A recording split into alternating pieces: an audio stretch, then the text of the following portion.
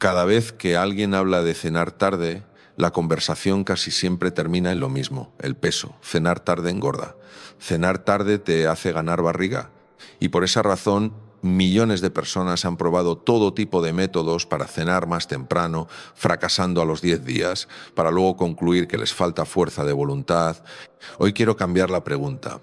No porque el peso no sea importante, sino porque creo que hay otro costo, uno que llega mucho antes y es mucho más fácil de notar, el cual casi nadie relaciona con la cena. Ese costo no aparece en la báscula, aparece a las 9 de la mañana del día siguiente. Fíjate en esas mañanas en las que duermes las horas suficientes, 7 horas, quizás 8, pero te despiertas sintiendo la cabeza pesada, como si estuvieras envuelto en una capa de algodón. Te sientas frente a una tarea familiar y tienes que leerla 3 veces. Buscas un nombre muy conocido, pero se queda en la punta de la lengua y no sale. Y te irritas por cosas que no deberían importar, un mensaje, un comentario de un ser querido, algo que en otro día simplemente dejarías pasar con una sonrisa. Entonces te explicas a ti mismo, debe ser por la edad, debe ser porque últimamente hay mucho trabajo, puede ser. Pero quiero que consideres otra posibilidad, y esto es algo que espero que lleves contigo durante toda esta charla. Dormir las horas suficientes no es lo mismo que tener un sueño de calidad. Una persona puede estar en la cama 8 horas, pero su cerebro solo descansa de verdad durante una parte de esas horas. Contar las horas es fácil, por eso las contamos. Pero la estructura del sueño, lo que determina en gran medida cómo te sentirás al día siguiente, es algo que nadie puede ver. Y una de las cosas que afecta a esa estructura es lo que tu cuerpo está haciendo en el momento en que te acuestas. Ahora, sobre la cifra de las 19 horas mencionada en el título, debo aclarar las cosas de inmediato para que no haya malentendidos. Las 7 de la tarde es una imagen fácil de recordar, no es una ley. Para alguien que se acuesta a las 10 de la noche, las 7 de la tarde es razonable. Para alguien que trabaja en turno de noche, alguien que sale del trabajo a las 8:30, o alguien que vive en un lugar donde todo el país cena a las 9, esa cifra no tiene sentido y les hace sentir culpables injustamente. Por lo tanto, la pregunta correcta no es ¿qué hora es? La pregunta correcta es ¿cuánto tiempo pasa desde tu última comida hasta la hora de irte a dormir? Esa es la pregunta que a tu cuerpo realmente le importa, y también es una pregunta que puedes responder sin importar qué tan extraño sea tu horario. Hoy vamos a repasar 3 mecanismos. El hecho de que tu cuerpo no tiene un solo reloj, sino muchos.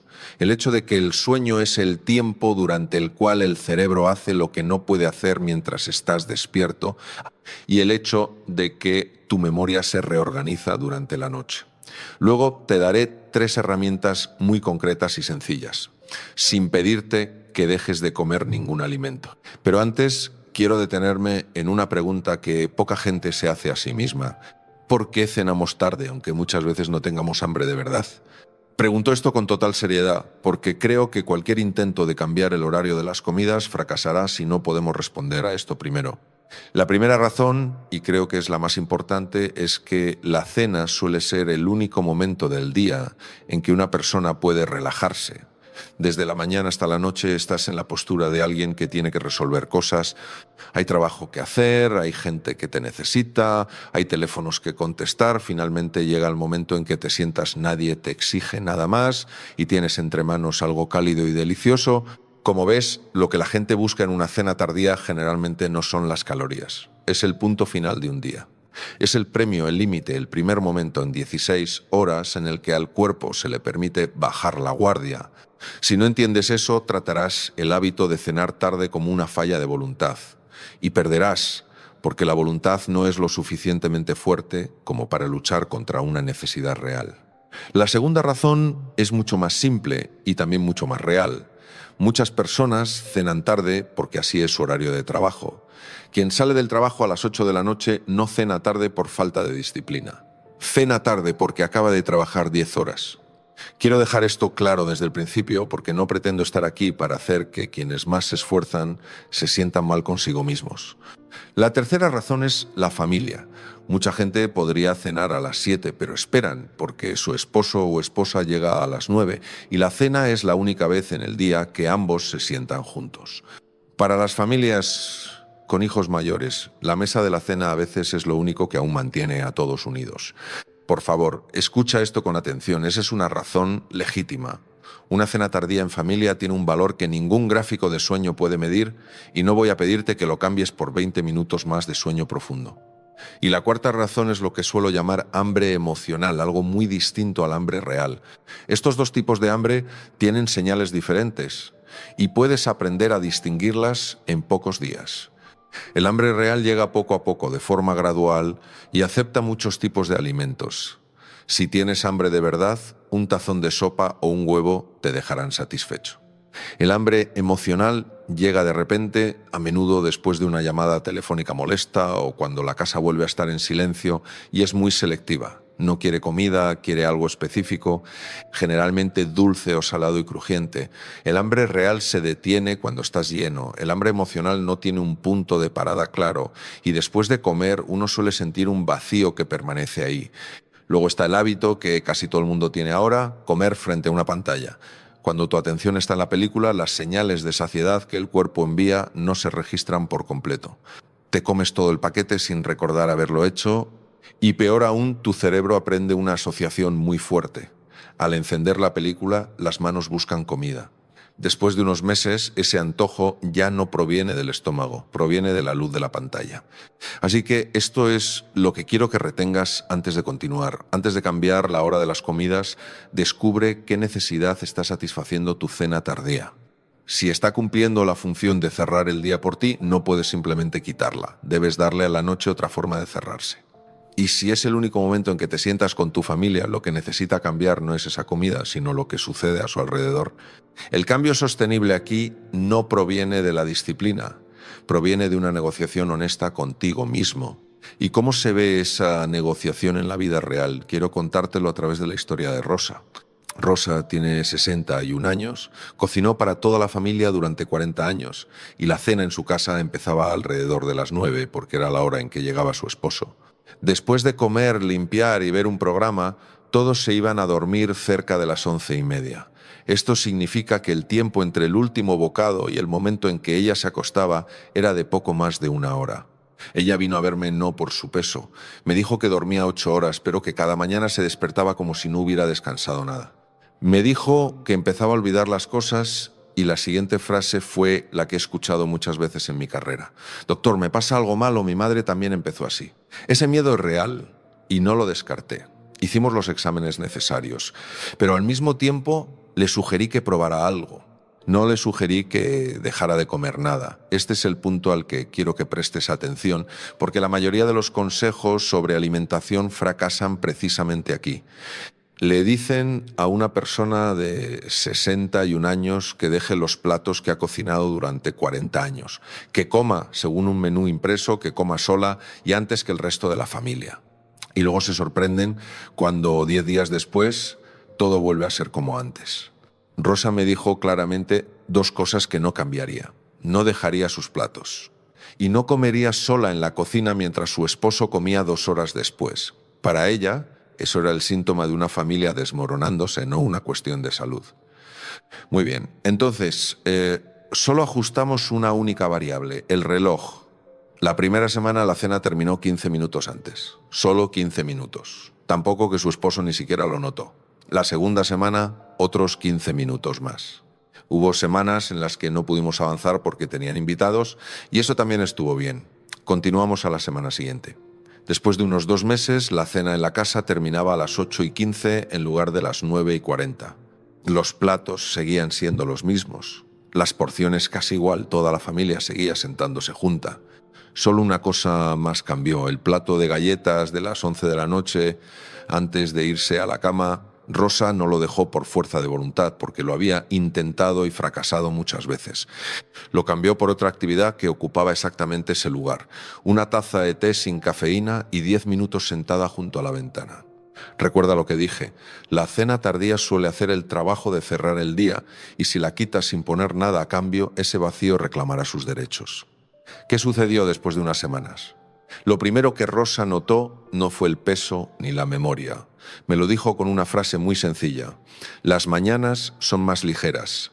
Se despertaba antes de que sonara la alarma. Ya no tenía esa sensación de pesadez en la cabeza que la acompañaba hasta el mediodía.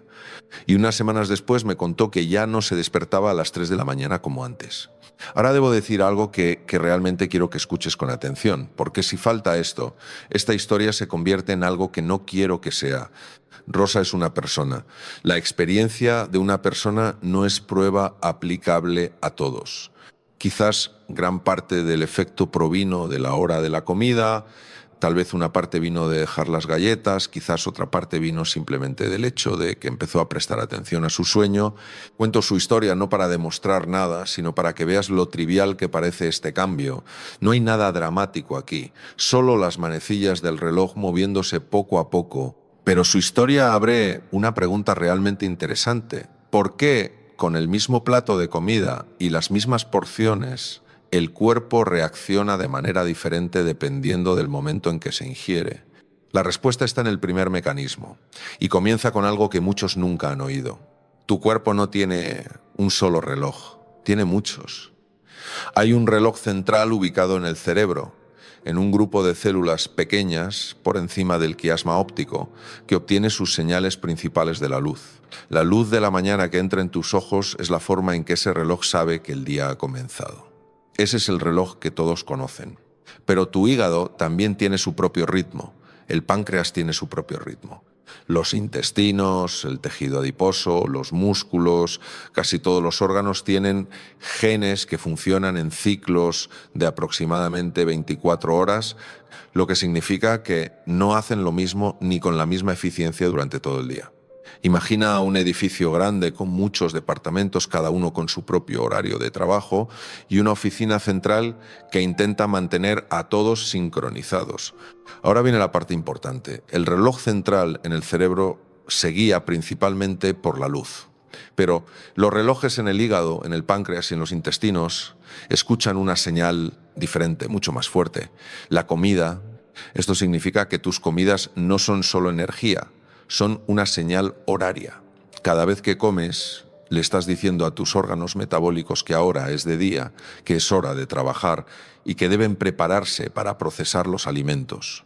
Y ahora ya ves dónde está el problema. Cuando comes una comida abundante justo antes de dormir, se envían dos señales opuestas al mismo tiempo. La luz se ha apagado, el cuerpo comienza a secretar melatonina y el reloj central dice, es de noche, cambia al modo de descanso. Mientras tanto, la comida que acabas de ingerir le dice al hígado y al páncreas, despierten, hay trabajo por hacer. Eso es lo que llamo relojes que reciben señales contradictorias. No es una catástrofe, no es una enfermedad, pero es un desajuste, ¿no? Y cuando se repite noche tras noche durante años, el cuerpo tiene que trabajar en un estado de falta de sincronía. Hay un detalle más que creo que vale la pena que sepas. La capacidad del cuerpo para procesar el azúcar no es la misma en todo momento del día. La misma cantidad de carbohidratos, si se consume por la mañana o altas horas de la noche, suele generar una respuesta glucémica diferente y por la noche el cuerpo de muchas personas procesa los alimentos con menos eficacia. En parte porque la melatonina, la hormona que señala la noche, también afecta la forma en que el páncreas secreta insulina. En otras palabras, tu cuerpo por la noche no está diseñado para una comida abundante, no porque sea perezoso, sino porque se está preparando para otra tarea. Pero debo tener cuidado aquí y espero que tú también lo tengas conmigo. El grado de impacto varía mucho de una persona a otra. Depende de la constitución física, de las horas de sueño, de si eres una persona madrugadora o nocturna. Y esas diferencias tienen parte de su origen en los genes, no en tu fuerza de voluntad. Para una persona sana que duerme a medianoche, cenar a las 9 quizás no sea un problema. Para otra persona sí lo es. Por eso te pido que no tomes las 7 de la noche como un límite rígido. Lo que vale la pena perseguir no es un número en el reloj, sino dos cosas. Una distancia razonable entre la última comida y la hora de dormir, y un horario de comida relativamente estable de un día a otro. Esa estabilidad, a mi parecer, es más importante que la cifra. Tus relojes internos aprenden por repetición, y lo que más los confunde no es comer tarde, sino comer a una hora diferente cada día. Pero para entender por qué ese desajuste es preocupante, debemos hablar de lo que realmente sucede mientras duermes. Y este es el segundo mecanismo. Existe un malentendido muy común, que dormir es cuando el cerebro se apaga, No es así. A nivel de actividad, el cerebro mientras duermes está tan ocupado como cuando estás despierto. Simplemente está haciendo un tipo de trabajo completamente diferente. Se dice que el día es el turno de trabajo de las oficinas, mientras que la noche es el turno del equipo de mantenimiento que entra al edificio después de que las luces se han apagado. Nadie ve lo que hacen. Pero si no entran, después de unas semanas verás que el edificio se deteriora. El sueño no es un bloque homogéneo. Consiste en varias etapas que se suceden en ciclos de unos 90 minutos y cada fase tiene su propia función. Hay una etapa de sueño ligero cuando apenas te estás quedando dormido. Hay una etapa de sueño profundo con ondas esta noche que suele concentrarse más en la primera mitad de la noche y hay una etapa de movimiento ocular rápido que suele ser más frecuente en la segunda mitad de la noche, donde ocurren la mayoría de los sueños y donde se procesan las emociones. Este detalle es más importante de lo que crees y quiero detenerme aquí, porque significa que puedes dormir 8 horas y aún así carecer de un tipo de sueño. Si tu sueño se interrumpe muchas veces durante la noche, el total de horas puede no cambiar, pero la estructura sí se ha dañado, porque cada vez que te despiertan, vuelves a caer en la fase ligera y tienes que empezar a subir desde cero. La fase de sueño profundo de ondas lentas es la que más se ha estudiado por su papel en la recuperación. En esta etapa, el ritmo cardíaco se ralentiza, la temperatura corporal desciende, la actividad del sistema nervioso simpático disminuye y el cuerpo entra en un estado donde los procesos de reparación ocurren con mayor facilidad. Y hay una línea de investigación en los últimos 10 años que me parece muy interesante, pero la presentaré con cautela y espero que tomes esa cautela como parte del contenido. Se ha descrito en el cerebro un sistema de transporte de fluidos, llamado sistema linfático, que sigue los vasos sanguíneos y ayuda a llevar el líquido cefalorraquídeo hacia el tejido cerebral para luego expulsar los productos de desecho del metabolismo. Lo notable es que la actividad de este sistema parece aumentar significativamente mientras dormimos en comparación con cuando estamos despiertos. Ahora viene la parte cautelosa. La mayor parte de la evidencia sobre este mecanismo provino inicialmente de estudios en animales. Investigar en humanos es mucho más difícil y sigue en curso, y en la comunidad científica aún hay debate sobre el grado y la forma en que funciona. Por lo tanto, no te diré que una cena tarde bloquea directamente el proceso de limpieza de tu cerebro. Quien te diga eso está yendo mucho más allá de lo que permiten los datos y generalmente es para venderte algo. Lo que puedo decirte con honestidad es más simple pero igual de contundente. El sueño, especialmente el sueño profundo y continuo, es el momento en que el cerebro realiza tareas que no puede hacer cuando estás despierto. Cualquier cosa que fragmente el sueño reduce ese tiempo y digerir una comida abundante mientras el cuerpo intenta bajar su temperatura y cambiar al modo de descanso es una de las cosas que puede hacer que el sueño sea más ligero en muchas personas, especialmente en la primera mitad de la noche, donde el sueño profundo suele concentrarse más. En otras palabras, no necesitamos una declaración grandilocuente. Basta con una frase muy sencilla. Protege la estructura de tu sueño. No te limites a contar las horas. La noche no es un espacio vacío en el día. Es el momento en que el cerebro hace su segunda parte del trabajo. Y una de esas partes nos lleva al tercer mecanismo, el que considero más cercano a la preocupación de Rosa. Tu memoria se consolida mientras duermes. Esto puede sonar abstracto, así que lo describiré concretamente. Durante todo el día captas miles de fragmentos de información. Un nombre, un camino nuevo, algo que alguien te dijo, cómo usar un teléfono nuevo. Estas cosas se registran inicialmente de forma temporal, con el papel fundamental del hipocampo, una estructura situada en lo profundo del cerebro que funciona como una libreta de anotaciones rápidas, pero esa libreta tiene una capacidad limitada y no es un lugar de almacenamiento a largo plazo. Durante el sueño, especialmente en la fase de ondas lentas, los patrones de actividad neuronal del día se reproducen y la información se transfiere gradualmente a la corteza cerebral, donde se guarda de forma más duradera y se conecta con lo que ya sabías previamente. Me gusta imaginarlo así. Durante el día escribes páginas sueltas y las tiras sobre la mesa. Por la noche alguien las ordena, las enumera, las clasifica, las encuaderna y las coloca en su lugar en el estante. Si ese trabajo de encuadernación se interrumpe muchas noches seguidas, las páginas siguen ahí pero están dispersas y cuando necesitas encontrar una página no la encuentras.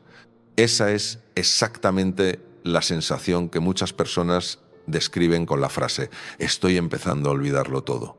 Y hay otra cosa que poca gente relaciona con el sueño, pero que veo muy clara en la vida cotidiana. La falta de sueño reduce la capacidad de controlar las respuestas emocionales. Después de una noche de mal sueño, la amígdala, el centro de alarma del cerebro, reacciona con más fuerza ante estímulos molestos, mientras que la corteza prefrontal, la parte encargada de regular y mantener esas reacciones bajo control, funciona de manera menos eficiente. El resultado es que el acelerador está más sensible y los frenos más desgastados. Por eso, si una mañana te enojas con tu pareja por algo insignificante, es muy probable que no sea un tema de personalidad ni que el amor se haya enfriado. Tal vez fue simplemente una mala noche de sueño. Digo esto porque he visto parejas que pasan años analizando su relación, cuando el problema era simplemente que ambos llevaban 3 años durmiendo mal, y por supuesto está la concentración. Un cerebro privado de sueño no solo recuerda peor, registra información nueva con menos eficacia desde el principio. Te sientas en una conversación y escuchas las palabras, pero no las estás captando realmente. Esa noche no queda nada para encuadernar, porque al principio no se escribió nada correctamente. Ahora, permíteme aclarar algo, y esto es importante. No estoy diciendo que todos los problemas de memoria se deban a la hora de la cena. Eso sería falso y peligroso.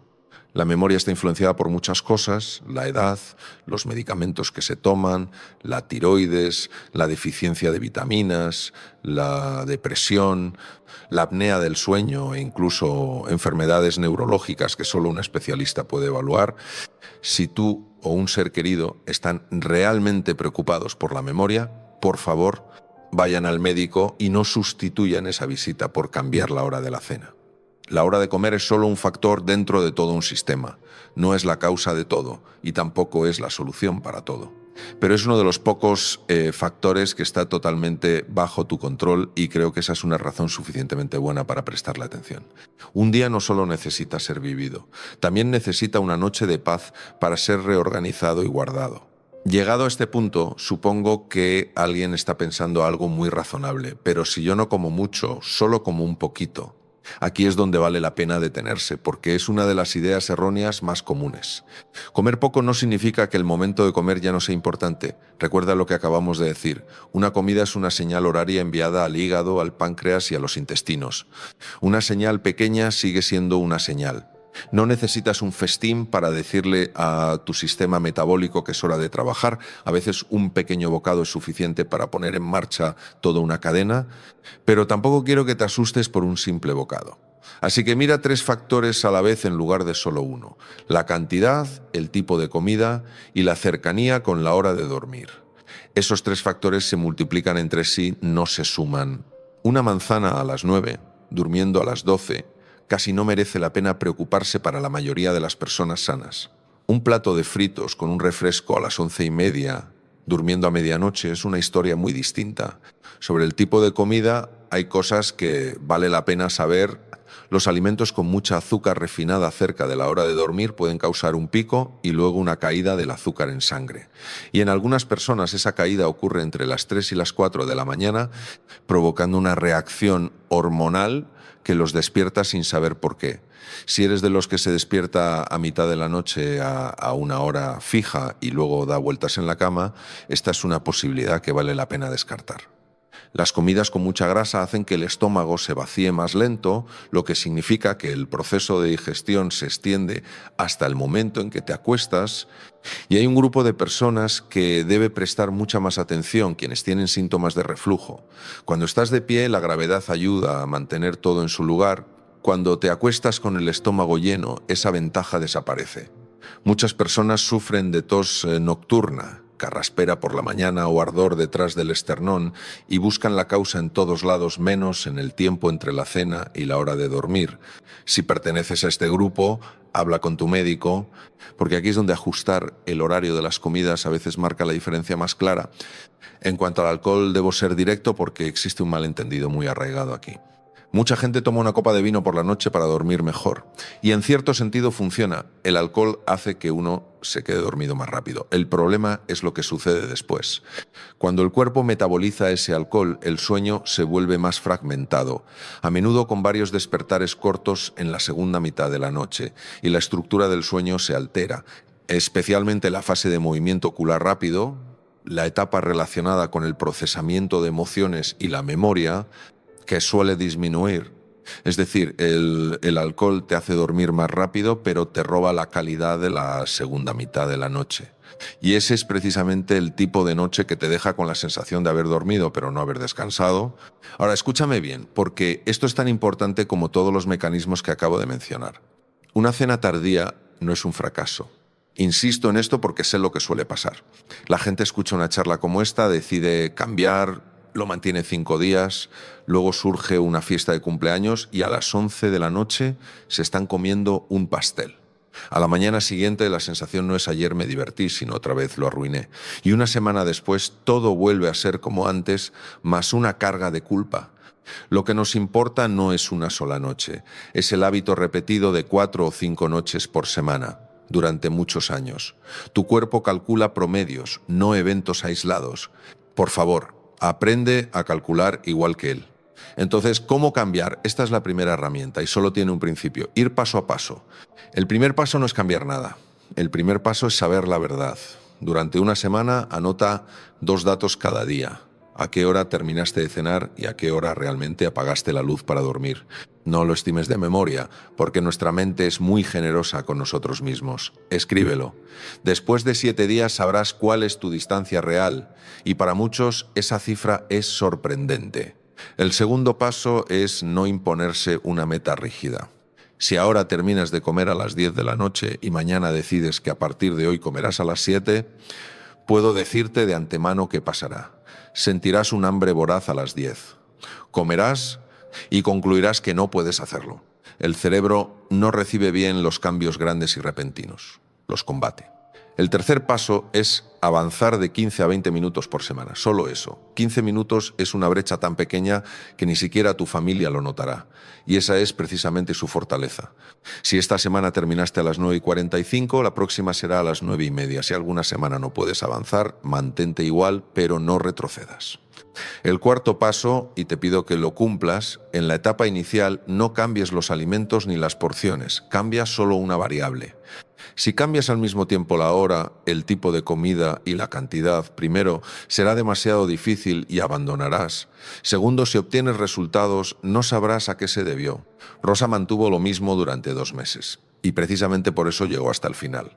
¿Cuál es el destino? Para la mayoría de las personas sanas, una distancia de unas 3 horas entre la última comida y la hora de dormir es un objetivo razonable.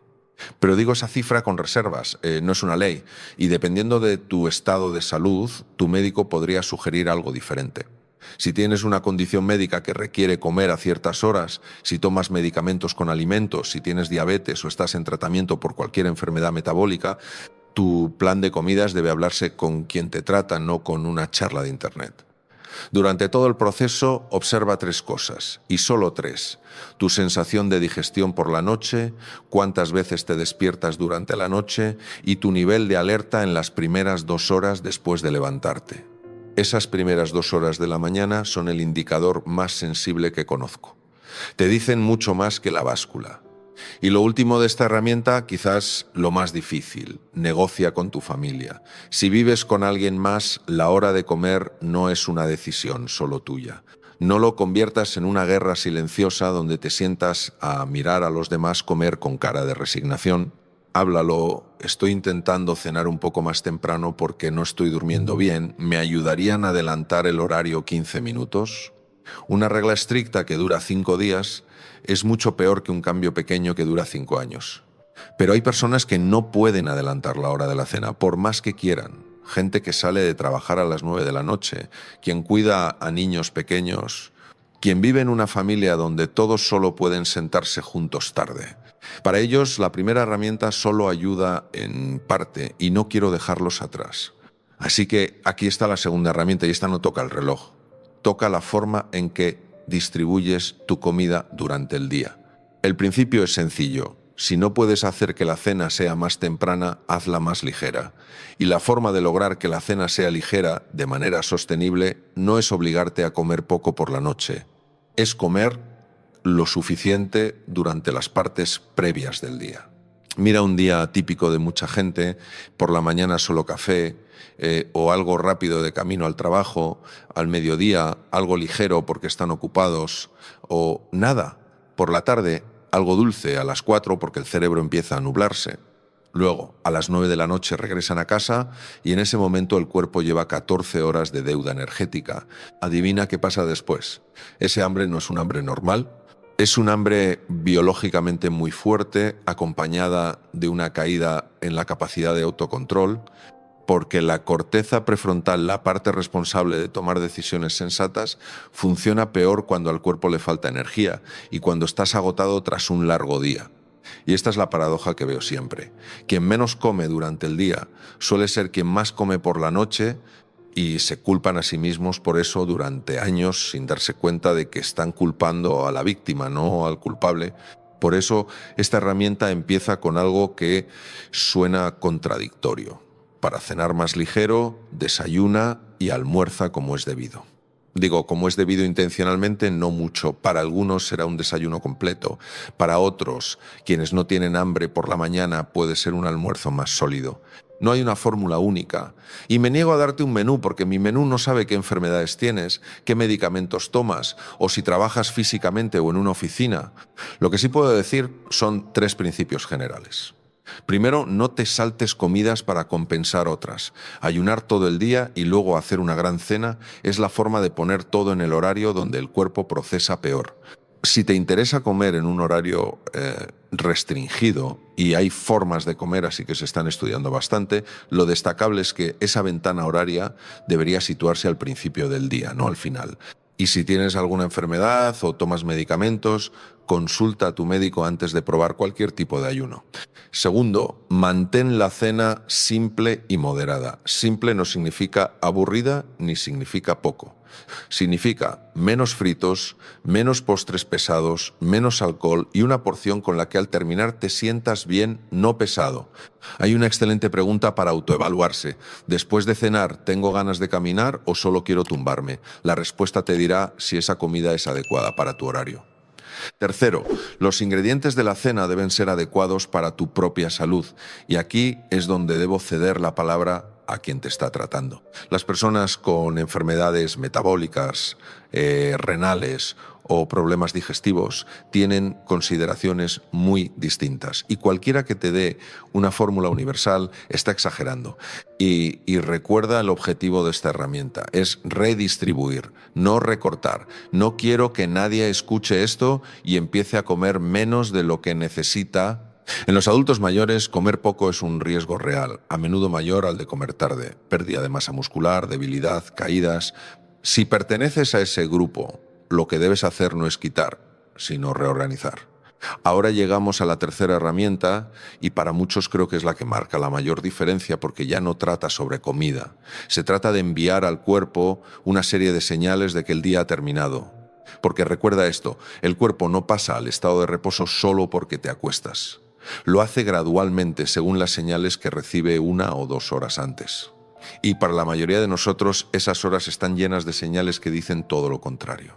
La primera señal es hacer un ejercicio muy suave después de cenar. Una caminata de 10 a 15 minutos después de comer, si tu salud te lo permite, es una de las cosas más sencillas y útiles que he encontrado. Ayuda a que tus músculos aprovechen el azúcar que acaba de entrar, facilita la digestión y para quienes tienden a sufrir de reflujo, mantener una postura erguida un rato después de comer marca una gran diferencia. Pero, por favor, no lo conviertas en un entrenamiento. El ejercicio intenso por la noche eleva la temperatura corporal y excita el sistema nervioso y ambas cosas van en contra de lo que estamos intentando lograr. El objetivo aquí no es quemar calorías. El objetivo es que tu cuerpo salga de la postura de estar sentado comiendo y pase a otro estado. Si no puedes caminar, levantarte a lavar los platos, regar las plantas o recoger la mesa sirve exactamente para el mismo propósito. La segunda señal es la luz, y creo que es la más subestimada en la vida moderna. ¿Recuerdas el reloj central en tu cerebro? Este toma su señal principal de la luz que entra por tus ojos. Durante miles de generaciones la luz nocturna era el fuego, una luz amarilla, débil y baja. Ahora nuestras noches tienen luces de techo brillantes y una pantalla a 30 centímetros de los ojos. Para el sistema que recibe estas señales, eso es pleno día. Y mientras el cerebro crea que es de día, la secreción de melatonina, la hormona que anuncia la noche, se retrasa. Por eso, 1 hora antes de dormir, reduce la luz en casa, apaga las luces del techo, usa lámparas de mesa con luz cálida y baja. Esto suena tan insignificante que mucha gente lo pasa por alto, pero es una de las maneras más baratas de decirle a tu cuerpo que la noche ha llegado. Y junto con la luz están las pantallas. El problema del teléfono a las 11 de la noche no es solo la luz, es el contenido. Un mensaje de trabajo, una noticia irritante, una discusión en redes sociales. Todo eso activa tu sistema de alerta justo cuando necesitas que esté en silencio. La gente no suele perder el sueño por el teléfono. La gente pierde el sueño por lo que acaba de leer en él. La tercera señal es la rutina de acciones repetidas, y esta es mi parte favorita. Crea para ti una secuencia fija después de cenar 3 o 4 cosas, siempre en el mismo orden: recoger la cocina, dar una vuelta corta, atenuar las luces, una taza de té sin cafeína junto a la ventana, como hace Rosa. No importa cuál sea la secuencia específica, lo importante es que siempre sea la misma, porque el cerebro aprende mediante la repetición. Después de unas semanas, esas 3 cosas ya no son 3 tareas. Se convierten en un mensaje que el cuerpo entiende desde el primer movimiento. Es hora de descansar. Así es como hacemos dormir a los niños, con la misma rutina cada noche. Y nosotros dejamos de hacer eso por nosotros mismos alrededor de los 10 años sin preguntarnos nunca por qué. Y finalmente, intenta mantener horarios de sueño y vigilia relativamente estables, incluso los fines de semana. Sé que esto es lo más difícil de escuchar de toda la charla, pero cuando te quedas despierto hasta las 2 de la mañana del sábado y duermes hasta el mediodía del domingo, acabas de causarle a tu cuerpo un desajuste horario, y el domingo por la noche estarás ahí tumbado, con los ojos abiertos, preguntándote por qué no puedes dormir. El cuerpo se prepara para descansar mucho más fácilmente cuando recibe una serie de señales coherentes que dicen todas lo mismo: el día de hoy está terminando. Ahora, debo hacer algo que considero necesario después de cualquier consejo: hablar de los momentos en los que ese consejo no se puede aplicar. Porque sé lo que sucede cuando alguien escucha un principio y se lo lleva a casa sin excepciones. El principio se convierte en ley, la ley en presión, y apenas 3 semanas después, lo que debía ayudarlos a dormir bien se convierte en una nueva razón para estar despiertos dando vueltas en la cama. El primer caso son las cenas de fiesta y los eventos familiares. Hay una boda, hay un cumpleaños de un nieto, esa cena de fin de año donde todos vienen de lejos y se quedan sentados hasta las 11 de la noche hablando. Por favor, no te saltes esos momentos por culpa de la hora de comer. Digo esto con toda la seriedad de alguien que ha estado junto a muchas camas de hospital. El vínculo con los demás es uno de los factores más fuertes para la salud y la longevidad que conocemos, mucho más fuerte que la hora a la que termina la cena. Alguien que rechaza toda reunión para cumplir con su horario está protegiendo algo pequeño y perdiendo algo grande. Disfruta esa cena, regresa a casa tarde, al día siguiente retoma el ritmo sin juzgarte. Eso es todo. El segundo caso son los trabajadores por turnos. Enfermeros, vigilantes, conductores, mineros, personas que trabajan mientras toda la ciudad duerme. Para ellos, cualquier consejo sobre la marca de las 7 de la noche carece de sentido. Y veo a muchos en este grupo cargar con una culpa totalmente innecesaria. El principio para ellos no es el reloj en la pared, sino la distancia. Si te vas a dormir a las 9 de la mañana, tu última comida debería ser unas horas antes, igual que para una persona común. Y lo segundo importante es intentar que tu ventana de alimentación no se extienda durante las 24 horas. No comas picoteando tanto dentro como fuera del turno. Sé que esto es difícil, porque el cuerpo de quien trabaja por turnos siempre está en cierto desfase y no pretendo fingir que hay una solución mágica. Si trabajas por turnos desde hace mucho tiempo, esto es algo que debes hablar con tu médico, porque afecta a muchas otras cosas. El tercer caso son los grupos con necesidades específicas, y quiero dejarlo claro para que nadie lo aplique mal. Las personas mayores suelen tener un riesgo mayor de no comer lo suficiente que de comer tarde. Si la cena es la única comida del día que una persona de 80 años puede disfrutar, restringirla es un error. Para este grupo, la prioridad casi siempre es tener suficientes proteínas y energía para mantener la masa muscular, no el reloj. Las mujeres embarazadas tienen necesidades que cambian según la etapa y muchas necesitan comer algo ligero por la noche por razones muy reales. Las personas con diabetes, especialmente quienes usan medicamentos para bajar el azúcar o insulina, no deben cambiar sus horarios de comida sin consultar a su médico, porque el momento de comer está directamente relacionado con el momento en que el medicamento hace efecto. Esto aplica a todo tipo de medicación que deba tomarse con alimentos. Quiero ser muy claro con esto. Nunca ajustes tu medicación ni te saltes comidas para seguir ningún consejo que escuches, incluso el mío. El cuarto caso es el hambre a medianoche y quiero dedicarle unos minutos porque suele malinterpretarse. Cuando sientes hambre a las 11 de la noche, el reflejo actual es concluir que es hambre emocional y que necesitas ser más estricto contigo mismo. Pero a veces es hambre real y tu cuerpo te está diciendo algo correcto. Si cenaste a las 6 y te vas a dormir a medianoche, 6 horas es mucho tiempo. Quizás hiciste mucha actividad física durante el día o comiste muy poco en la cena por estar obligándote a seguir una regla. Por eso, antes de juzgarte, verifica 3 posibilidades. En este orden, primero, la sed. La sensación de sed se confunde muy a menudo con el hambre, así que bebe un vaso de agua y espera 10 minutos. Segundo, aburrimiento o estrés. Pregúntate si acaba de pasar algo y prueba a hacer otra cosa durante 15 minutos. Tercero, si después de 20 minutos esa sensación sigue intacta y está en el estómago, no en la cabeza, es muy probable que tengas hambre de verdad. Y si tienes hambre de verdad, come. Por favor, no te quedes dando vueltas en la cama 3 horas por mantener un principio, algo ligero, que no sea dulce ni grasoso, lo suficiente para que esa sensación se calme. Acostarse con hambre no mejora el sueño, solo hará que te despiertes a las 4 de la mañana. Y lo último de esta sección, quiero decirlo como un principio general para cualquier cambio en la vida, no solo para las horas de comida. Una regla que rompes constantemente a menudo no es señal de que seas débil, suele ser señal de que esa regla no encaja con tu vida. Si has intentado durante 3 meses cenar a las 7 y cada semana fallas, la conclusión lógica no es que te falta fuerza de voluntad.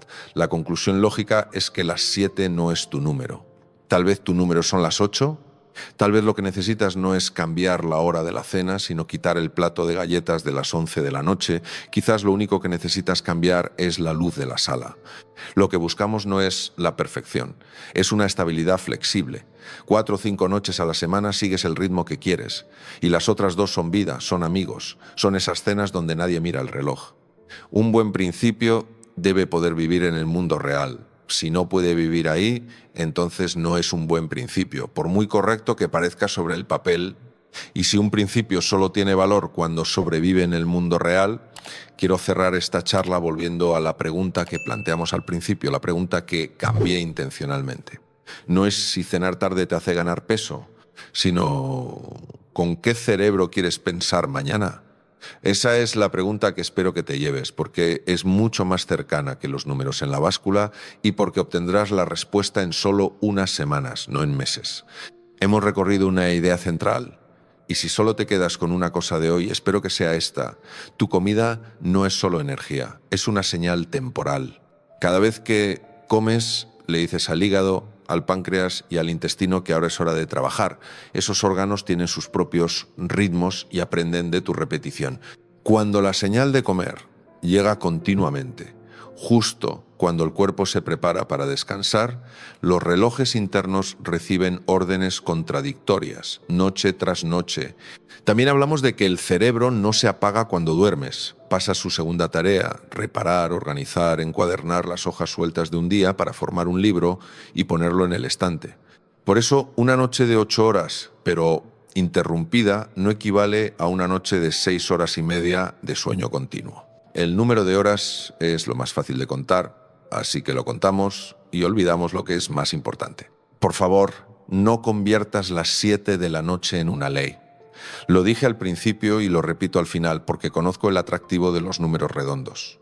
Lo que vale la pena perseguir son 2 cosas: un intervalo razonable entre la última comida y la hora de dormir y un horario de comidas relativamente estable. La estabilidad es lo que tu cuerpo entiende. El número en la esfera del reloj es solo la forma en que nosotros hablamos de ello.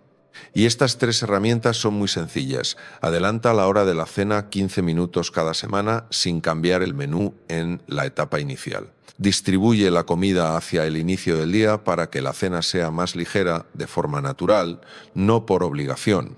Y crea una señal de cierre para el día. Un paseo corto, una luz tenue, una rutina constante que tu cuerpo aprenda en pocas semanas. En cuanto a las excepciones, acéptalas como parte de la vida, no como un fracaso. Ahora quiero decir algo que considero más importante que todos los mecanismos de esta charla. Por favor, no juzgues tu valor como persona basándote en tu hora de cenar. Digo esto porque veo que sucede con una frecuencia alarmante. La alimentación en nuestra época se ha teñido de un matiz moral muy extraño. La gente habla de comer limpio, de comer con culpa, de si hoy me porté bien o ayer me porté mal. Y así, algo que pertenece a la biología, a la cultura, al placer y a la familia, se convierte en un examen de personalidad que repruebas varias veces por semana. No eres una mala persona por cenar a las 10 de la noche, no eres mejor persona por cenar a las 7. Solo estás enviando señales distintas a tu cuerpo y yo estoy aquí para explicar esas señales, no para calificarte. También debo aclarar lo que no prometo. No prometo que cambiar la hora de la cena curará tu insomnio. El insomnio tiene muchas causas, algunas de las cuales requieren diagnóstico y tratamiento. La apnea del sueño, por ejemplo, es de las cosas que más se pasan por alto. Tampoco prometo que esto restaurará tu memoria. Si tú o un ser querido están realmente preocupados por la memoria, por favor, vayan al médico. No sustituyan eso por un cambio en la cocina. Y repito lo que dije antes. No cambies por tu cuenta medicamentos ni tratamientos basándote en consejos que escuches, incluso si vienen de mí. Lo que sí puedo decir es algo pequeño pero real. Tienes en tus manos una variable que puedes controlar. Pocas cosas en nuestra salud dependen tanto de nosotros mismos. Hay algo en lo que he pensado mucho mientras preparaba esta charla de hoy. Hay una página en la Biblia que dice que todo tiene su momento. Un tiempo para sembrar y un tiempo para cosechar. Un tiempo para trabajar y un tiempo para descansar. Sigo pensando que es una de las páginas más sabias que se han escrito sobre la vida humana y noto que no dice que todo sea bueno o malo. Dice que todo tiene su momento. Y eso es exactamente lo que tu biología te está diciendo en otro idioma. Comer no es malo. Comer cuando el cuerpo se prepara para hacer otra cosa genera un desajuste. No hay pecado en esto, solo es cuestión de tiempo. Vivimos en una cultura que casi ha borrado la frontera entre el día y la noche. Las tiendas abren toda la noche, los correos de trabajo llegan a las 11, hay luces por todas partes y una pantalla siempre lista para alargar el día 2 horas más. En ese contexto, la noche se trata como un sobrante del día, como el espacio que queda después de haber hecho todo lo importante. Pero la noche no es un sobrante, es el momento en que el cuerpo cambia a otra tarea, una tarea sin la cual todo lo que haces durante el día pierde calidad. Y creo que este cuerpo merece respeto, no ser forzado a trabajar sin descanso hasta que se averíe. Hay una humildad muy saludable en reconocer que necesitamos descansar, que no somos una máquina de 24 horas y que hay cosas que solo se logran cuando soltamos el control. La última comida del día puede convertirse en ese punto final que cierra el día, en lugar de abrir otro ciclo de actividad. Antes de despedirnos, te dejo 4 preguntas. No las respondas todas hoy. ¿Mi cena está nutriendo a mi cuerpo o está alargando un día que ya es demasiado largo, como porque tengo hambre o porque no he encontrado otra forma de decirme que el día ya terminó?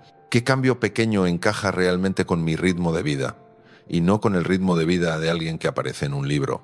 Y la última, ¿qué parte de la noche puedo devolverle a su lugar? El descanso no empieza cuando cierras los ojos, comienza con las señales que envías al cuerpo desde antes, en esas 1 o 2 horas que crees que son tiempo libre. Y a veces respetar el cerebro del mañana simplemente significa dejarle claro al cuerpo que el día de hoy ya ha terminado. Imagina una cocina con las luces apagadas, los platos guardados. Tras la ventana, la noche comienza a hacer su trabajo silencioso, ese trabajo que nadie ve y que nadie agradece, pero que mañana temprano notarás, justo en las primeras 2 horas tras despertar.